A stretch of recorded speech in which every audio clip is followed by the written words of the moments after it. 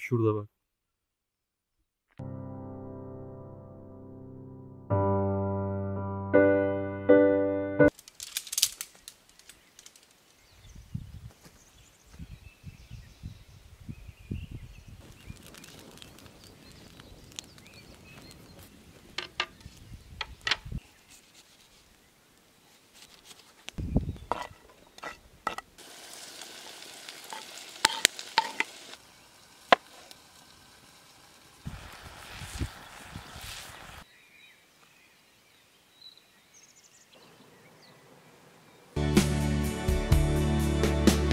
Artık akşam modu iyice çöktü ormana.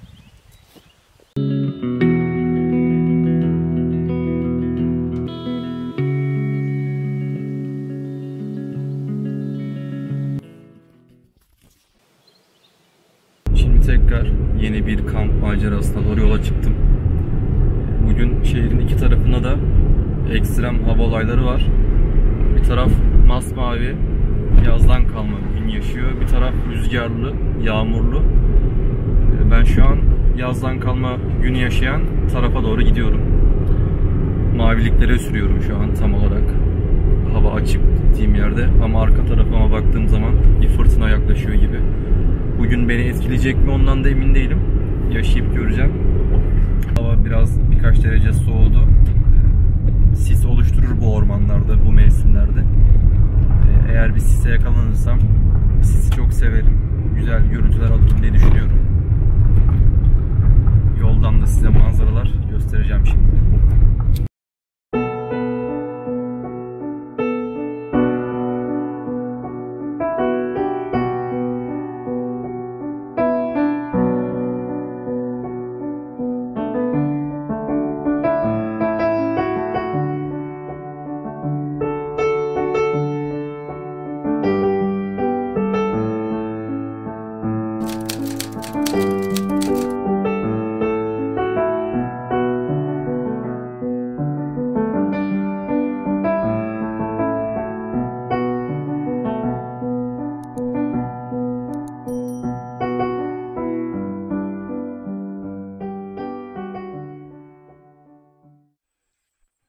Böyle bir konuma geldim. Burada Yangın Göleti'nin dibindeyim. Burası suni bir gölet fakat ormanın o kadar güzel bir noktasında ki doğal oluşmuş gibi görünüyor aynı. Yukarıdan bakınca da yanında durunca da hemen burada kurulacağım, kamp yapacağım. Ve biraz buraya yük taşıması zorlu. Çünkü bu olduğum yere en azından bizim kullandığımız taksi tip arabalar gelmiyor. Yol çok berbat durumda. Şimdi yolda göstereceğim zaten size. Ara sıra şu suların olduğu yerden balıklar atlıyor. Biraz önce de şuradan gelirken ses yaptım. O çalıların arasından bir balıkçıl çıktı. Büyük ihtimal buradaki bu zıplayan balıkları gözüne kestirip avlıyor. Balıkçılı bu göletin civarında ilk defa gördüm. Bilmiyorum bir daha karşıma çıkar mı? Şu karşı tarafa doğru uçtu ama ben buraya gelince belki fotoğraf makinesinden görüntü alabilirim. Şimdi de ufak ufak yağmur atmaya başladı.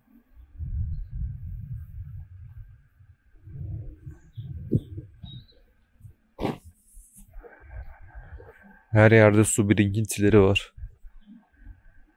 Hiç daha böyle Mayıs sıcakları, bahar sıcakları hiç yaşamadı bölge.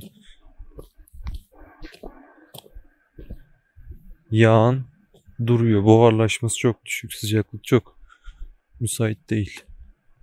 Arabayı şurada bıraktım. Orada malzemeleri taşıdım. Yolda şöyle küçük göletler gibi göletler oluşmuş. Yani buradan arabanın geçmesi mümkün değil.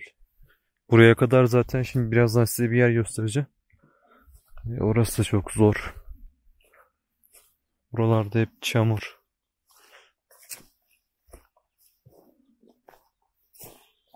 Şu arka taraf, arka ormanlar, bu göletin arka ormanları da ıssız.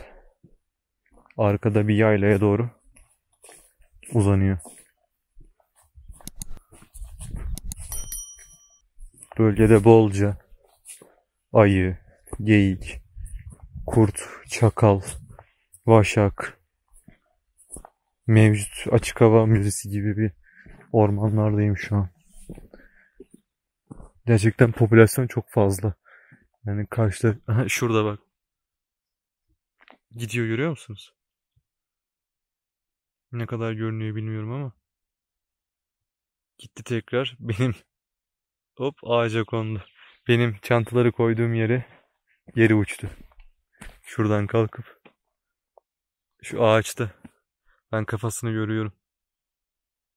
Eğer uçmazsa fotoğraf makinesinden kayıt alacağım. Kocaman. Burası böyle bir artık hani jiplerin de sınırlarını zorlayacak bir bataklık olmuş. Taksi tip arabalar için ölüm vadisi bu. Şuradaki yarıklar falan.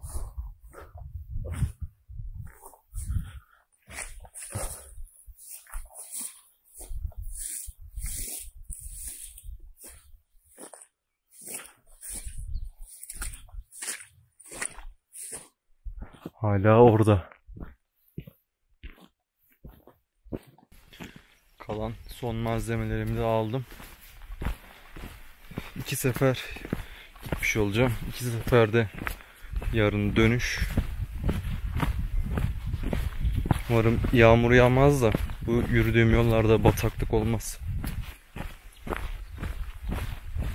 Buralara atlarla gelmişler herhalde. At izleri var yerde. Nallar var, nal izleri. Şu an gerçekten çok güzel bir noktadayım ya. Elimdeki kamerayla ne kadar gösterebilirim bilmiyorum. Fotoğraf çantasını da ilk partta oraya getirdim. O balıkçıl dediğim yerin ağacında üst kısmında şahinler uçuyor 2 tane. Altında balıkçıl var ve göle doğru bakıyor. Ormanın üst noktalarında sisler var. Bir tasvir gibi gerçekten şu an.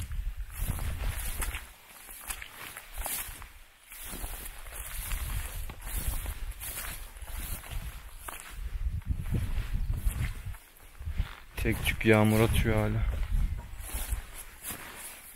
Hava açarsa çok güzel olur. Geçen böyle kampa giderken çok hani beklenmeyecek bir noktada önümüze dişi bir tane geyik atladı.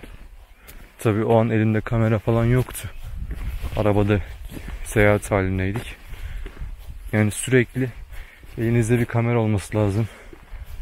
Ve bunu depolayacak yeriniz olması lazım. Böyle yerlerde. Çünkü neyin nereden ne zaman çıkacağı kestirilemiyor. Bazen bir yıl gelirsiniz. Eliniz boş dönersiniz. Bazen bir gün gelirsiniz. 3-4 tane farklı yaban dostla karşılaşırsınız.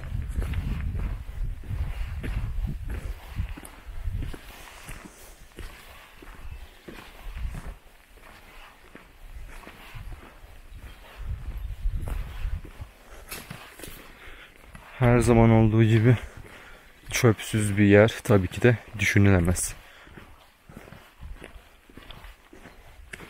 Yani eksik olur yani. Çantalarım orada. Balıkçıl da orada. Uçmadı bu sefer. Çantadan makineyi alıp ses yaparsam uçar mı acaba?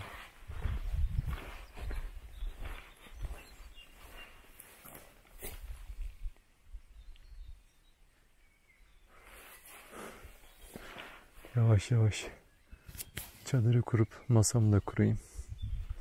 Sonra bir çevre keşfi yapıp buranın keyfini çıkarayım. Evet, balıkçıl orada. Şansıma kamerayı kurdum. Uçar diye bekliyordum fakat orada bütün asilliğiyle şu an yan yan bana bakıyor büyük ihtimalle. Hemen altındaki balıklara da bakıyor olabilir. Kaydını alabildim uçmadan.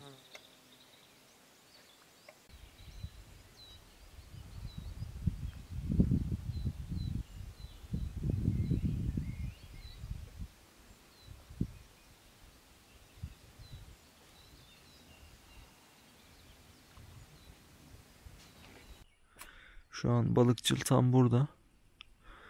Bu benim zoom lensim. Yaklaşık 250 milimetre civarında bir optiği var.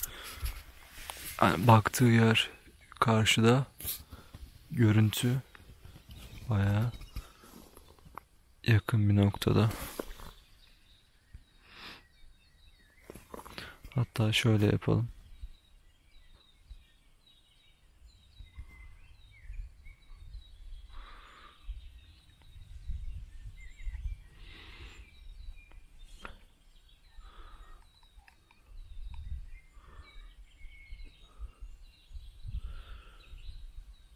Şimdi daha yakında.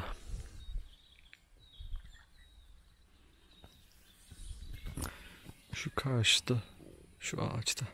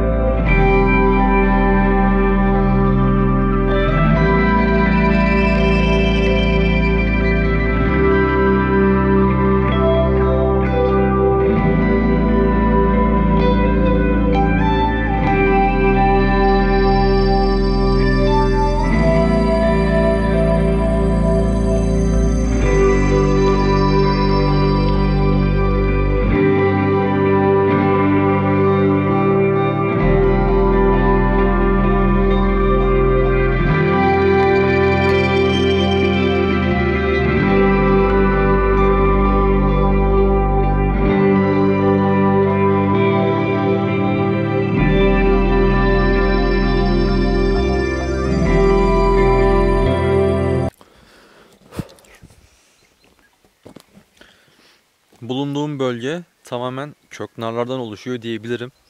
Çok az bir popülasyon çam ağacı var. Ama çoğunluğu, hatta 90'a yakını, %90'a yakını köknar. Köknarlar Karadeniz ve Akdeniz bölgesinde sıkça bulunuyor. Biraz da yüksek rakımı seviyor ağaçlar. 1000 metre civarından sonra başlıyorlar. 1000 metrenin altında bir köknar yetişmiyor. 2000 metrenin üstüne de yetişmiyor. Tabi istisnalar var. Ne gibi istisnalar oluyor? Mesela köknar tohumlarını kuşlar taşıyabiliyorlar. Veya başka hayvanlar. Ama bu geniş bir popülasyona yayılmıyor tabi. Taşıdığı yerdeki alan kadar büyüyüp hayatlarını sürdürüyor. Ama bu tarz yükseklikte, bu tarz iklime sahip yerlerde, bu koşullarda tabii ki de popülasyonları oldukça fazla. Benim de görmeyi en çok sevdiğim ve yanında daha çok huzur bulduğum bir ağaç türü köknarlar. Köknarlardan çay yapılıyor, köknar yapraklarından. Köknarlardan şurup da yapılıp merhem olarak da kullanılıyor. Alternatif tıbba da yardımcı. Buradaki yapraklar, şu arkada gördüğünüz köknar yapraklarını koparıp kaynatıyorlar pekmez gibi. Onun şurubu bayağı bir macun kıvamına geliyor. O macun kıvamındaki merhemi diyeyim, bir yara veya enfeksiyon durumunda kullanabiliyorsunuz. Köknar çayını hiç denemedim. Ama çam, kozalak ve çam yaprak çayını denedim. Çok güzel bir aroması var gerçekten. Zaten bir çam iğnesini dişlediğiniz zaman o ağzınızdaki aromatik tat çok muhteşem ve ender şeylerde ortaya çıkıyor. Tahmin edebilirsiniz yani çaydaki kokusunu ve tadını. Tekrar bir yürüyüşe çıktım. Hava açmıştı biraz önce. Şimdi yeniden bir sis geldi. Şu tam arka noktam. Burada bir kere tilki görmüştüm. Tilkiyi fotoğraflamaya çalışırken hatta bataryamı düşürdüm sanmıştım fotoğraf makinesinin. Ama düşürmemiştim. Bir yıl sonra falan ortaya çıktı ama düşürmedim. Tilkinin de fotoğrafını da çekemedim ayrıca. Yani bu ışık koşulları yoktu. Gece dönüyorduk. Yıldız fotoğraflamıştım.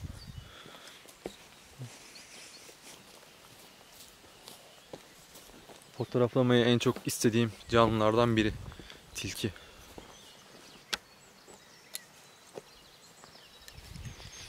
Artık akşam modu iyice çöktü ormana.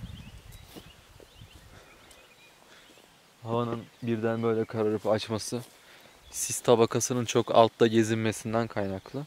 Normalde gün batımı 8:30 civarı. Bayağı var yani günün batmasına. Şu karşı arka noktam görünüyor mu bilmiyorum. Orasının mesela arkasında mavilikleri görebiliyorum. Sis ormana yatay bir şekilde dağılmış. Hemen şu arka noktama da, ormana da sis geldi. Zaten güneşte o hat boyunca, o hatta sis indiği için de böyle bir karardı. Tabi akşam da yaklaştı artık. Sıcaklık da düştü. Çok güzel ama orman, doğa. Doğada tek olmak. Bana en çok keyif veren şeylerden biri.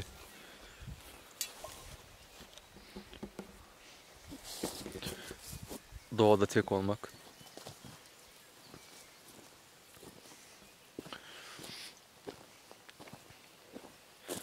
Video çekmeden önce, ya doğadaki günlerimin nasıl geçtiğini vlog şeklinde çekmeden önce zaten sık sık fotoğraf makinemle ormanlarda geziyordum. Manzara fotoğrafları çekiyordum. Şimdi günümü kayıt altına alıyorum. Neler yapıyorum, nerelerde geziyorum. Benim gözümden görmenizi sağlıyorum. Sizlerden geri dönüş almak da mutlu ediyor beni. Gerek abone sayımın artması, gerek video beğenilerinin artması, gerek güzel gelen yorumlar motive edici oluyor. Tekrardan hatırlatayım. Bana abone olarak çok büyük destek sağlamış olursunuz. Her cuma çok ekstrem bir durum olmadığı sürece kanalımda yeni doğa içerikleri olacak. Saati değişen gösterebilir ama cuma günleri garanti diyebilirim. Sizlerin de abone olması, videoları beğenmesi, yorum yapması çok kıymetli. Orman içi daha da karanlıklaştı.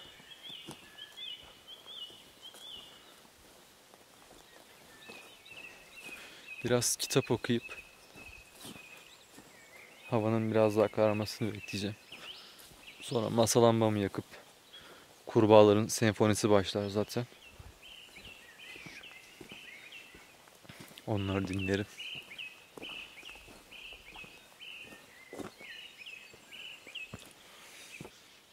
Jack London'ın yeni bir kitabına başladım. Jack London deyince aklıma tam olarak böyle bir doğa tasviri geliyor. Kendisi Amerikalı bir yazar. Amerikalı köklü bir aileden gelen bir yazar. Fakat ailesinin mal varlığı veya kendi mal varlığını çok da hayatına yön verecek şekilde tasarlamamış.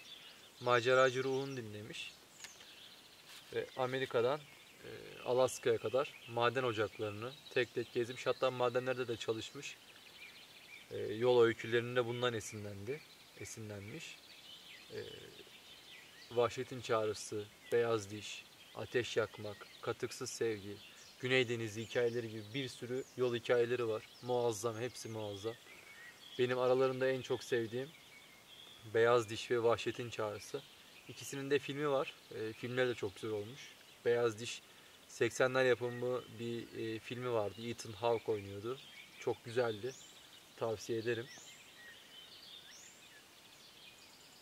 Şu an böyle bir doğada Jack London'u okumak da büyük bir keyif, büyük bir şans bence. Bu kitabı da merak ediyorum. Bitirip hemen diğer yeni bir kitabını aldım. Güney Denizi Hikayeleri diye. Ona başlayacağım. Bu Katıksız Sevgi. Yine bir köpekle dostluk hikayesi. Klasik Jack